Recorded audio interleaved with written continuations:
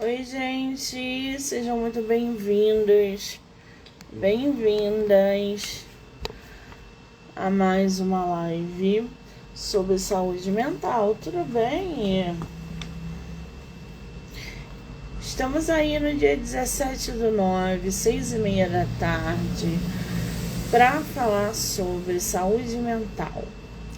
Vocês têm percebido, né, que ontem começou a nossa maratona e a maratona vai até o dia 30 de setembro, ou seja, muitos psicólogos vão passar por aqui, muitos autores nacionais, uma galera muito rica de bagagem, de conteúdo.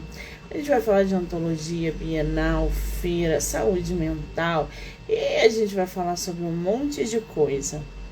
Lembrando que todas as lives podem ser assistidas pelo canal do YouTube, Spotify, Anchor, Amazon, TikTok, Kawaii, Instagram e Facebook. Do livro Não Me Livro, já corre lá no canal do YouTube, se inscreva. Ou me siga aqui no @MoniqueMM18. Tá bom? Muito bem, para a gente dar continuidade nessas lives, que hoje vai até umas 10h30 da noite, a gente vai bater um papo com a psicóloga Giovana Lerco.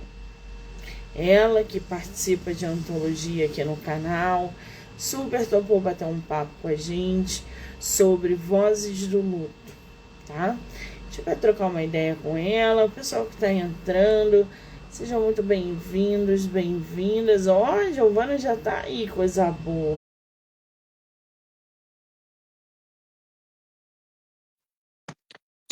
Giovana, querida, boa Olá, tarde, tudo bem? boa tarde, tudo bem, e você?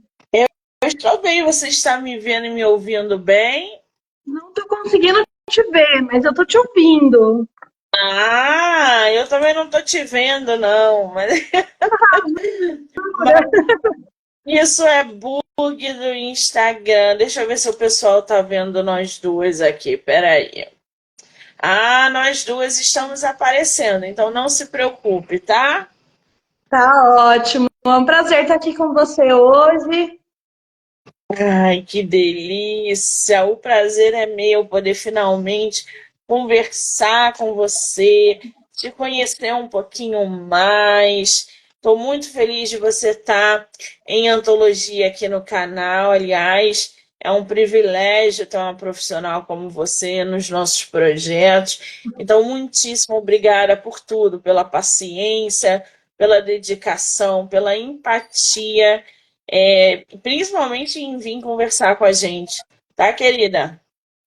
Ah, imagina, eu que agradeço. Sou muito grata a ter a oportunidade, né, de conseguir contribuir com projetos tão ricos quanto esse. É muito bom estar aqui. Que coisa boa. Você é de qual lugar do Brasil? Eu sou de São Paulo, capital. De São Paulo. Eu estava aí na sua terra semana passada, na Olha Bienal. Você chegou aí à só. Bienal? Não? Ai, não cheguei, acredita? Eu planejava, mas acabou não dando muito certo. Mas adoro, é um evento incrível, né? É muito bom, são encontros, são leitores, e é uma bagunça. Eu fiquei aí no sábado, eu fiquei final de semana, mas foi no sábado, e tava lotado, tava, nossa senhora, Ai, daquele que jeito que a gente delícia. gosta. Mas muito Nossa, muito bom. cansativo, muito. Mas Sim, valeu eu muito a pena. imagino. Você conhece o Rio de Janeiro? Não conheço ainda, acredita? Tô louca para conhecer. Então já está convidada para ano que vem, não só conhecer o Rio de Janeiro, mas na época da Bienal, vir para a Bienal como escritora e conhecer o Rio. Pode ficar aqui em casa, eu deixo, tá? Ai, que delícia! Combinado, então. Combinado. Convidadíssima, gente! Ah, que maravilha! O pessoal que está entrando aí, sejam muito bem-vindos, bem-vindas. Lembrando que essa live pode ser assistida pelo canal do YouTube, Spotify, Anchor, Amazon. TikTok, Kawaii, Instagram e Facebook. Ô, Giovana, me diz uma coisa. Esse seu sobrenome Lerco, qual é a origem? É francês. Que chique. Eu pronunciei Vê, certo? menina? Oi? Eu pronunciei certo? Não, tá Lerco? certíssimo, é assim mesmo. França, é muito chique, né, gente? Oh, Não é, meu menina? pai. Oi, Giovana, você com essa carinha tão novinha, você é psicóloga há quanto tempo?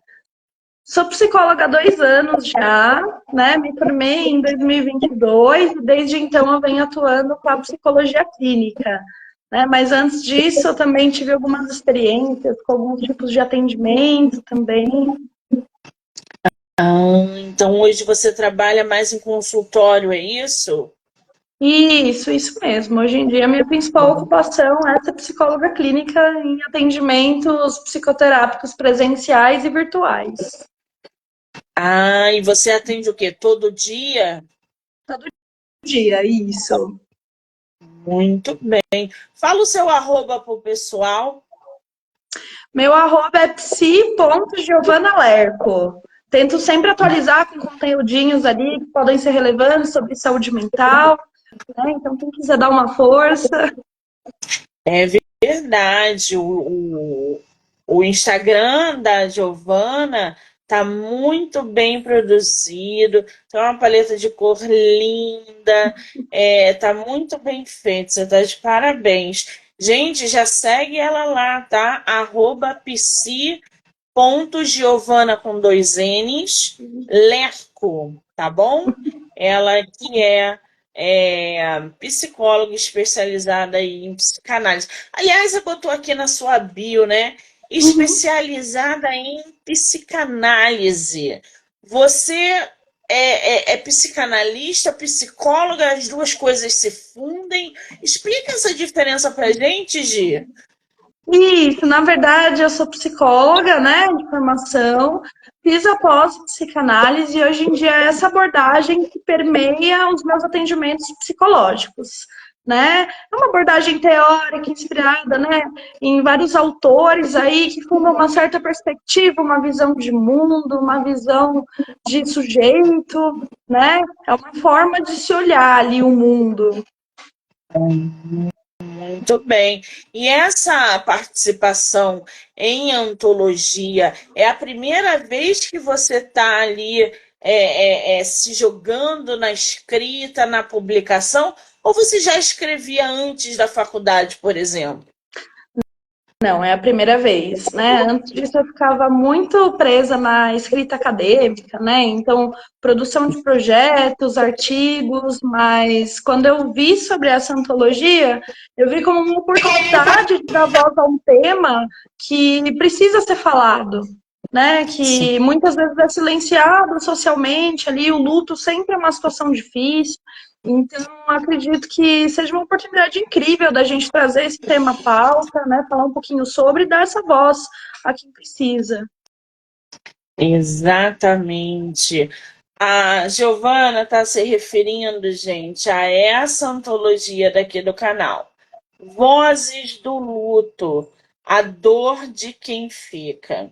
A Giovana que contribuiu com um texto, vou mostrar aqui para vocês, olha que linda. Uma antologia composta com mais de 30 profissionais, psicólogos, terapeutas, autores nacionais. Aqui a gente encontra relatos clínicos, relatos pessoais, a gente tem um pouco de tudo, de quem está passando e vivenciando esse processo de luto e um olhar mais voltado para essa superação através do olhar do profissional, ou seja, como a gente encara, como a gente lida, como a gente vive com essa dor da partida de quem a gente ama. E o luto, né, não é uma coisa é, é, boba, todo mundo vive ou já perdeu alguém que ama e já vivenciou esse processo. A diferença é que as pessoas não gostam de falar da morte. Elas não falam sobre o luto. Ô, Giovana, por que você acha que as pessoas têm tanta resistência em falar sobre a morte, ver a morte como algo comum, simples, entre aspas, na vida? Você acha que isso dificulta o processo do luto quando de fato a perda acontece? Acredito. Eu acredito sim, Monique. Eu vejo que o tema do luto ele é muito evitado, né? Ele é muito atravessado por tabus, principalmente na nossa cultura ocidental, né? A gente vê que perante a sociedade a gente tem até um certo limite, um tempo para viver o nosso luto, né? E muitas vezes isso não condiz com o que a gente está sentindo, o que a gente precisa expressar. Então, acredito que é um tema muito permeado por muitas dificuldades de trazer esse tema, de trazer essa comunicação aberta sobre essa dor, a dor da perda, a dor da partida, né? Existem muitos tipos de luta inviabilizados também, e isso acaba sendo irônico, porque eu lembro de uma professora que me falava, somos todos enlutados. Se não é a perda de alguém factível, é aquele luto simbólico, né? A luta da perda de um trabalho, de um relacionamento, de uma amizade. O luto ele permeia a nossa vida, né? Que ainda assim esse sofrimento ele acaba sendo visto como algo comum ou que não deve ser comunicado, né? Então eu acredito que a potência desse livro está em dar voz a essa experiência que muitas vezes é negligenciada no convívio social. Exatamente. Você escreveu um texto cujo título é Sinto como se uma parte de mim tivesse sido arrancada. O que você traz no seu texto para os leitores, Giovana? Eu penso em trazer alguns sentidos aos quais a gente pode olhar o luto, né? Diversas perspectivas. O luto, ele também é um pouco de luto de nós mesmos, né? Quando a gente perde alguém, lá a gente não perde só a pessoa, a gente perde o que a gente era para essa pessoa.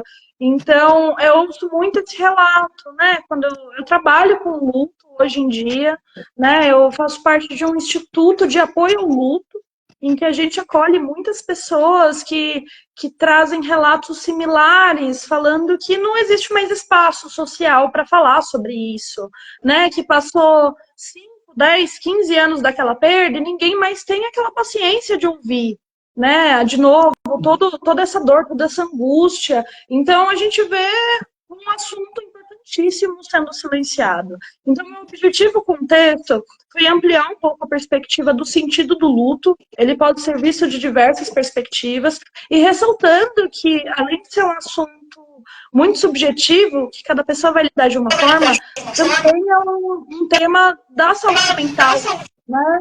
Quem consegue fugir do luto hoje em dia? É verdade. E tem uma parte aqui que a Giovana colocou que ela mescla ali. Ela fala da filosofia e o luto. Ela menciona os estoicistas, aliás, uma linha maravilhosa. Ela fala sobre a psicoterapia, a saúde mental, a psicanálise. Ela traz algumas considerações aqui finais que são bem interessantes e isso acaba levantando uma questão primordial. Você é formada em psicologia, trabalhando na área, vivenciando isso com seus pacientes. Você acha que a sua profissão influencia ou passou a influenciar você, a maneira como você lida com o luto na sua vida pessoal? Porque você também é um ser humano e perde e vivencia os processos.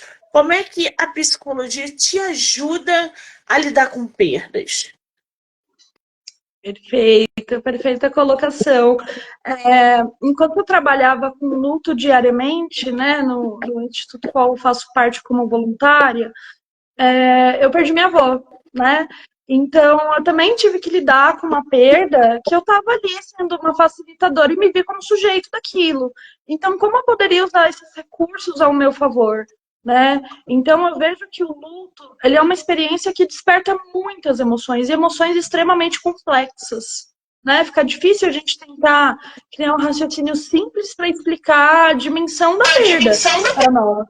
Então, acredito que uma forma que me ajudou a olhar esse processo com outros olhos, com uma nova perspectiva, foi primeiro aceitar minhas emoções. E que tudo aquilo poderia ser natural, né? Que a perda, ela evoca, assim, sofrimento, ela evoca, assim, ansiedade, ela evoca medo, ela evoca desamparo. E tudo isso faz parte de um processo que, se a gente nega, acaba sendo pior, porque não teremos nós mesmos como os próprios aliados, né? Então, acredito que essa aceitação de um processo tão delicado acabou me ajudando a me entender ali nesse próprio luto, né? E que, por mais que ele tenha etapas, né? Por mais que exista muitos estudos falando disso, ainda assim é uma experiência individual. Ainda assim é uma coisa muito própria de cada ser humano. Então, acredito que a aceitação dos sentimentos, não catalogar, né? Isso em certas etapas, em certos momentos, é muito importante. Exatamente. Agora, existe aí, Giovana, um tempo, um limite para se vivenciar um luto? Ou uma pessoa pode vivenciar esse luto durante décadas? O luto, como é que essa dinâmica funciona? Que a gente perde uma pessoa querida hoje, daqui a 2 anos a gente pode ainda estar enlutado, ou o luto ele tem um prazo de validade? Como é que isso funciona? Certo. O luto, ele acaba se transformando dentro de nós. Eu acredito que o processo nunca termine, para ser sincera. Eu, por trabalhar com luto diariamente, me encontro em situações de pessoas enlutadas há 20 anos, 30 anos, né? E o processo ele não acaba, porque a falta sempre vai estar presente. Agora, o que muda é a forma que a gente lida perante a esse luto, né? Então, assim, sentir isso vai talvez durar uma vida, mas muitas vezes a gente consegue ressignificar essa falta, ressignificar como a nossa vida gira em torno dessa falta. Porque o luto, querendo ou não, é um processo sobre quem sobreviveu, né? Sobre quem tá vivo que está em luto, e não quem acabou tendo a vida encerrada. Então, o processo nunca termina, mas ele consegue ser mutável, né? Então, acabam entrando em relevância outros tipos de circunstâncias importantes, que é o quanto esse luto está me impossibilitando de viver minha vida, né? Porque falar em fim acaba sendo muito difícil, né? Sim, exatamente. E aí abre um leque para outras questões que a gente vai falar aqui daqui a pouco. Mas antes, eu quero entender, porque é bem curioso essa relação que a Giovana explora no texto dela, é justamente a relação da filosofia e o luto. Qual é a relação dessas duas coisas, Giovana? Você pode explicar para gente? Claro! Bom, filosofia é um tema que me atrai muito. Sempre gostei muito de ler filosofia como até um parâmetro de realidade, né? De quantas perspectivas a gente consegue entender a vida humana. E se não existisse morte, talvez não existisse filosofia, né? Então, refletir sobre isso, o que significa o fim, que tipo de simbolismo a gente pode aderir a esse final da vida, né? Então, eu acredito que a filosofia é muito rica. A gente encontra diversas perspectivas para o mesmo fenômeno. E isso acaba, muitas vezes, podendo ser um recurso, um alicerce, uma forma da gente conseguir pairar nossa visão sobre muita coisa, sobre a existência, sobre a vida, sobre a morte, né? E nós estamos falando de fenômenos que acontecem com todo mundo, é algo comum à vida. Então, acredito que a filosofia ela vem a contribuir a partir desse papel, né? Esse papel que nos dá um norte de como olhar para as coisas. A filosofia ela já explorou bastante esse tema, né? Por isso que eu gostei de trazer algumas visões, mesmo que de uma forma resumida, simplista no livro, porque eu vejo que às vezes a gente precisa colocar isso dentro de um campo de elaboração para nós. E cada filosofia tem uma visão, então é possível que muitas pessoas se identifiquem com visões totalmente diferentes a respeito do luto. mas ainda assim pode ser um recurso muito importante, né, que muitas vezes não é utilizado.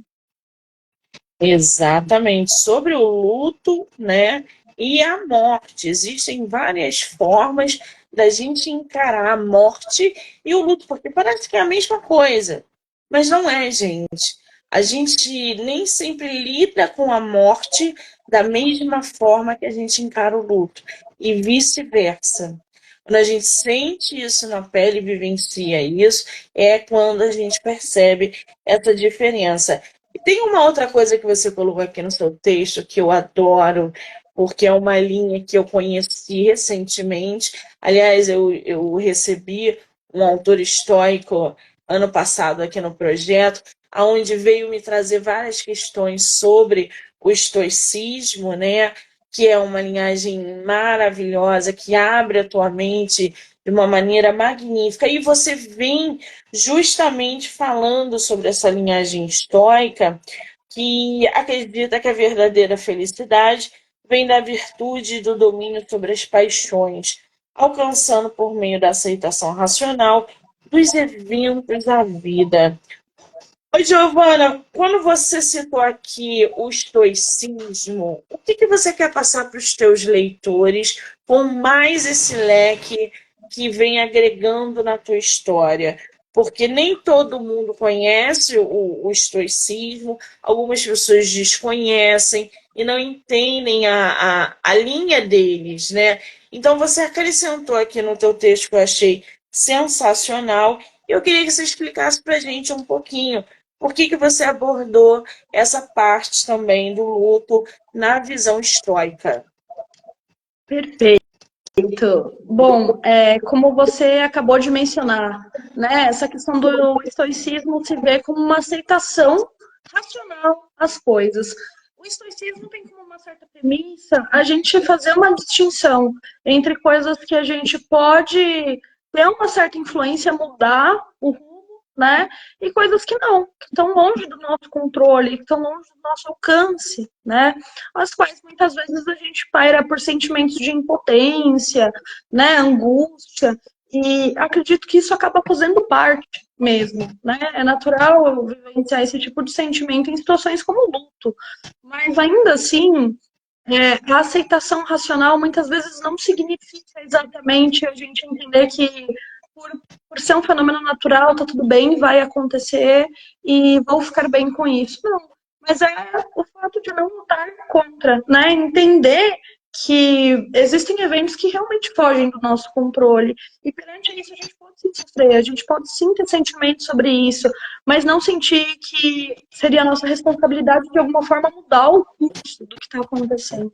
Então, eu acredito que o luto ele segue um pouco essa linha, infelizmente, né? Muitas vezes a gente não consegue impedir, não tem algo que poderia ter sido feito que mudaria o fato, e isso acaba implicando numa exigência de uma aceitação nossa. Se nós não podemos mudar, então aconteceu e aí fica a nós o desafio de lidar com isso, né? Mas eu acredito que o estoicismo acaba ajudando nessa separação, né? Dessa não adesão de responsabilidade ao que não é de nossa responsabilidade, por mais que haja tanto afeto, por mais que haja tanto amor ali. Exatamente, é entender que não temos o controle e não estamos no controle do que pode acontecer. Em um segundo a vida muda, tudo Exato. muda e a gente não é nossa culpa, não é nossa responsabilidade. Muitas vezes a gente não controla, nós não Uhum. estamos no controle. Né? Eu acho que essa é a fase mais difícil de uma pessoa entender. Nós não estamos no controle, não controlamos nada. Agora, você como psicóloga, né, lidando aí, participando da ontologia sobre luto, vivenciando isso diariamente com o paciente, você como terapeuta, quais são ali os aspectos do luto que você considera mais difícil para ser trabalhado diante dessa situação, quando um paciente chega qual é o maior desafio que você tem com esse paciente enlutado? Olha, Monique, geralmente o maior desafio é adaptação a uma vida a qual o ente querido não pertence mais, né? Porque isso muitas vezes atravessa a ideia da resistência dessa pessoa. Não era algo que ela queria, não era algo que ela esperava às vezes, né? Então, assim, como é que a gente readapta uma vida, sendo que existia tanto amor para dar a uma pessoa que não está lá? Para onde vai esse amor? O que que a gente faz com essa vontade incessante de ter essa pessoa do nosso lado? Então, eu acredito que esse é o principal desafio, porque é uma adaptação contra a nossa vontade, né? Ninguém queria se adaptar a uma vida sem alguém que a gente ama, mas ainda assim essa adaptação é necessária, porque o luto é sobre quem está vivo, e continuamos vivos e a vida continua acontecendo, né? Então, eu lembro de ouvir relatos de alguns pacientes de que a pessoa faleceu e no dia seguinte o sol nasceu, os ônibus continuaram a circular, as pessoas indo para o trabalho, e aquilo parecia tão agressivo. A vida continuar, mesmo depois da perda, né? Sim. Então, a gente vê essa dificuldade da pessoa aceitar e se adaptar a toda essa nova realidade, porque parece que ela se configura de uma forma diferente, de uma forma em ausência, né? Então, eu vejo que isso é um dos maiores desafios no lidar com essa Você experiência tão tocou, hostil. você tocou num ponto bem interessante. Eu estava vendo eu gosto muito de série de crimes. E eu Uhum. estava vendo na época o da Daniela Pérez. E toda, Hum. né, o depoimento da Glória Pérez. E ela fala exatamente isso. Ela fala: eu acabei de enterrar minha filha e no dia seguinte o ônibus estava circulando, as pessoas estavam indo trabalhar, era como se nada tivesse acontecido. O mundo não parou. Muito pelo contrário, o mundo continuou, ele continuava do mesmo jeito. E ela fala: Uhum. aquilo era tão surreal para mim, porque eu tinha acabado de perder a minha filha, tinha acabado de enterrar a minha filha, e o mundo continuava igual, ele não Uhum. parou. Então, essa sensação, esse sentimento que as pessoas têm quando elas acabam de perder os seus entes queridos, uma mãe que perde uma filha, consigo imaginar a dor de uma pessoa assim. E ela vê o mundo Uhum. continuando do mesmo jeito, eu acho que ainda entra naquele quesito dos passos do luto, né? A raiva, a aceitação, a negação. E isso levanta a outra questão que eu já ia te perguntar, que é: o luto ele é visto pela psicologia e pela psicanálise do mesmo jeito? É, então, há algumas distinções, né, que são realizadas, muitas delas parecidas, porque a psicanálise contribui muito com a psicologia de uma forma geral, né? Mas há uma certa distinção entre o processo de luto natural, em que ele é realizado não necessariamente com a intervenção de um psicoterapeuta, né? É uma nova adaptação mesmo, é uma nova realidade, que não há aquela pessoa, mas a psicanálise traz um pouco a diferença entre o luto e a melancolia, né? Muitas vezes, não, quando a gente fala de melancolia, a gente está falando daquele quadro de uma pessoa que perde alguém e ela não consegue tocar a vida dali, porque tudo parece tão agressivo, tão cruel para ela, tão hostil, em que fica muito difícil se pensar em uma continuidade daquela rotina da vida sem essa pessoa, né? Nesses casos de melancolia, é interessante a intervenção de um psicoterapeuta, de um analista, né, para ajudar a conduzir esse processo de uma forma um pouco mais tranquila, um pouco mais contínua, né, em que a pessoa não fique estagnada nessas fases do luto, né, muito bem indicado pela Elizabeth Kubler-Ross, né, que fez um estudo magnífico sobre isso, mas ainda assim a gente está falando de indivíduos que têm uma subjetividade ali, que está lidando com as próprias questões junto com aquele processo, né? Então, essa distinção, às vezes, é importante para a gente entender qual que é o rumo daquele processo, de toda a situação, né? Então, acaba sendo relevante esse acompanhamento para não deixar o luto virar uma melancolia. Não necessariamente a gente está falando da mesma coisa, né? Ah, muito bem. Ela fala aqui, ó, na psicanálise, o luto é visto como um processo onde o ego precisa lidar com a perda de um objeto amado. Freud, em Uhum. seu ensaio Luto e Melancolia, descreve o luto como uma resposta natural à perda, onde o sujeito precisa desvincular suas energias psíquicas do objeto perdido. Esse processo, embora doloroso, é necessário para que o ego possa reinvestir essas energias em novos relacionamentos Uhum. e interesses. Olha que legal, ela ainda vem citando Freud. Tem outras citações que ela faz aqui que são bem interessantes, principalmente na psicoterapia e saúde mental. Agora, ô Giovana, me diz uma coisa. Você participando da primeira antologia sobre luto, já pensa em produzir alguma outra, outro material solo ou coletivo sobre o mesmo tema? Você acha que poderia encarar isso mais uma vez ou está cedo demais?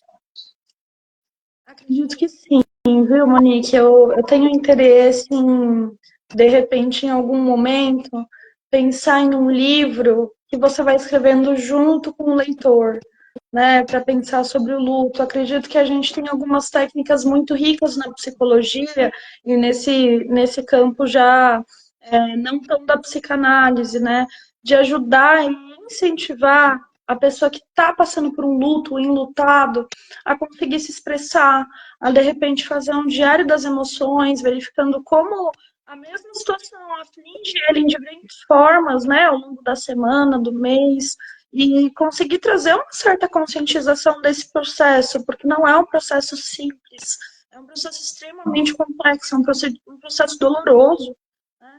Então, tenho muita vontade, né, de algum dia produzir algum material nesse sentido que vá ser como um diário de bolso para as pessoas que estão passando por essa situação que é inerente à vida. Basta estar vivo para ser enlutado, né? Mas ainda assim me empolgo muito com os outros planos das outras ontologias, né? Que estão vindo por aí. Acredito que é uma forma muito rica de unir diversos profissionais, diversas visões diferentes, né? Para falar de um tema. E acredito que isso tem um valor imensurável. Exatamente. Você, inclusive, já até respondeu o que eu ia perguntar agora.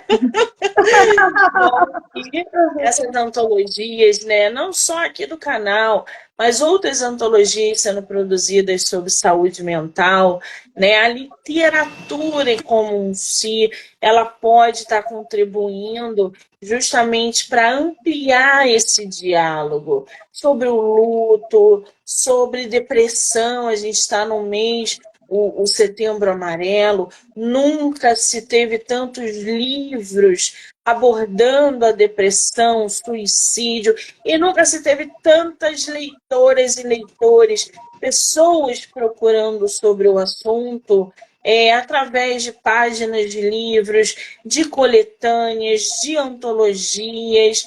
Então, é importante, né, a gente ouvir quando uma psicóloga fala que esse diálogo ele abre as portas para as pessoas procurarem ajuda, que não é Uhum. só uma antologia, que não é só um livro que fala sobre luto ou depressão ou suicídio. É um material rico, com perspectivas clínicas, profissionais, que as pessoas vão acessar, que as pessoas vão ler, se identificar, quebrar tabus, fazer com que elas busquem ajuda emocional. Então, pelo menos aqui no canal, todas as antologias têm esse objetivo de ampliar esse diálogo entre as pessoas e os profissionais e aproximar a ideia de que se buscar ajuda emocional não quer dizer que você seja doido, quer dizer que você quer ajuda. E a gente está cheio de profissionais no mercado qualificados para atender essa demanda. Então, se você está triste, se você está enlutado, se você está com pensamentos negativos, se você está com problemas que não estava 3 meses atrás, está sentindo um vazio, procurem ajuda, sabe? A gente tem um leque imenso de pessoas prontas para ajudar vocês. E não pensem em momento algum que fazer terapia, tomar remédio ou ir ao psiquiatra é coisa de doido. Jamais pense isso. A gente tem que quebrar esses tabus e dialogar constantemente através dessas obras sobre essa importância. Vamos ver o que o pessoal está falando aqui? Deixa eu ver aqui. A Marisa falando aqui. Aguardaríamos com entusiasmo sua obra literária, Giovana. Sucesso sempre mais para você em todas as suas realizações.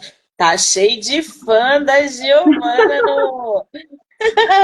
Você vê, Gente, a Marisa é uma querida. Obrigada, viu? o livro está à venda no site da Wiclap. Eu vou botar o link aí para vocês. E ele também está em formato digital, tá? Lá pela Amazon. Então você pode ler gratuitamente pela Amazon ou pode ler, adquirir em formato digital, físico. Pronto, botei aí para vocês o link. Deixa eu ajeitar aqui, peraí. O link do livro físico para quem quiser adquirir. Vou botar o da Amazon para vocês também, tá? Que vocês podem ou comprar o e-book ou ler gratuitamente se vocês forem assinantes do Kindle Ilimitado. Giovana, mais uma vez, fala seu Instagram para quem quiser te seguir, conhecer mais o seu trabalho, acompanhar o seu texto na antologia. Aliás, você está com a tua antologia aí? Já chegou para você? Chegou na sexta passada e, nossa, como tá lindo, Monique, uma produção muito sensível, né, cheia de textos maravilhosos, poesias, crônicas, tá realmente um material incrível, gostei muito de ter essa experiência de participar, para mim foi uma verdadeira honra fazer parte de um trabalho tão gigante como esse, né? E é um privilégio estar aqui falando sobre isso, sobre um tema tão bacana, né? Eu vou compartilhar depois no meu Instagram, fotinha do meu livro, que chegou esses dias, estava lendo ainda, mas já vou fazer umas fotinhas, vou publicar, para todo mundo conhecer um pouquinho também, né? É isso. E adquirir, porque vale muito a pena, gente, vale muito a pena. Que maravilha! Eu coloquei aí para vocês os dois links, tanto físico quanto digital. E não deixem de seguir a Giovana, tá, gente? Lá no Instagram, por favor. Giovana, eu Isso quero te dizer mesmo. mais uma vez que eu estou muito feliz conhecer você, bater esse papo, ter você no projeto. Eu só te desejo sucesso. Sempre, sempre, sempre. Volte sempre que quiser. E obrigada por tudo, inclusive pela paciência. Imagina, Monique, eu que tenho que te agradecer a todo o carinho que você tratou esse projeto desde o início, sua receptividade em me acolher, em me permitir somar com uma ação tão maravilhosa quanto foi a desse livro, né? Que ficou incrível por mérito seu também. E para mim é muito bom estar aqui. Eu fico realmente muito grata a fazer parte desse projeto. Que maravilha! Eu quero muito agradecer a todo mundo que entrou, que saiu, que ficou aqui com a gente. Eu vi uma galera aqui com a gente. Muito obrigada. Quero agradecer ao pessoal que vai assistir depois e dizer que hoje tem live sobre saúde mental até 10h30 da noite. Eu volto já já com mais uma psicóloga que contribuiu com várias antologias aqui no canal. Eu volto já já. Giovana, um beijo, amor! Um beijo, obrigada!